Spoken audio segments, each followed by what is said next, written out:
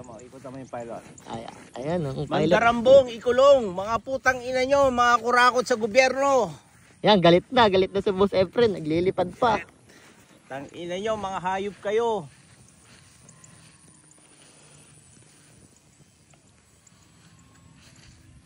Yan o.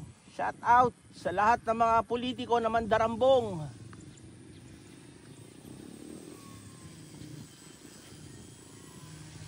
Boss Reggie, lipad mo to. Ayaw. Ha? Wag. Bakit? 3D yan eh.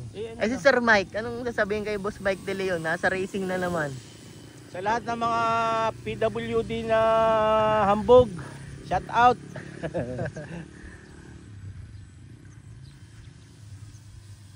Ganito rin na mailipad yung kay Alden eh. Mas malikot lang yun. Hindi, 3D talaga.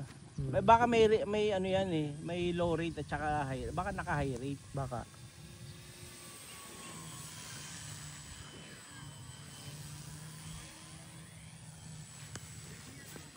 Bait na lipad.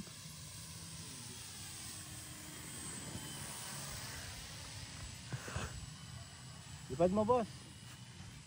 Gusto mo subukan? Negative. Bakit? Siyempre, yung sa ano muna ako. Glider mo, ilipad mo na. Pagkatapos nito. Saluhin natin. Basta ipasa agad pagka alanganin para hindi nasisira. Ganda ng tunog ng motor. Suabe. Puta pare, daming crash na nito. Kita mo gaano katibay ito. Kaya nga eh, sulit na. Meron pa ba? Meron pa ba yan? Kay Mighty Blue na lang ata meron. Wala na kay Top Gun eh. Ah.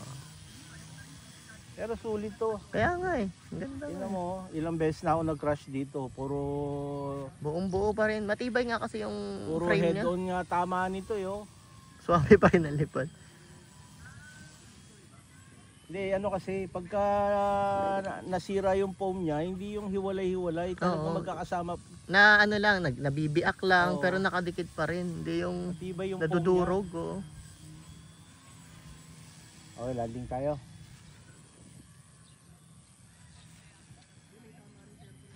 Lipad ka na, para makalipad ka na sa glider.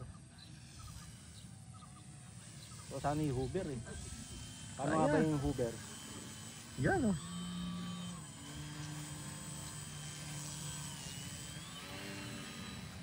Tabang. Yung mga mayabang dyan nagka-crash eh. Landing na nga, tayo na masumpa na naman tayo ni Mike Dilian. Landing. Pahinga muna, pahinga.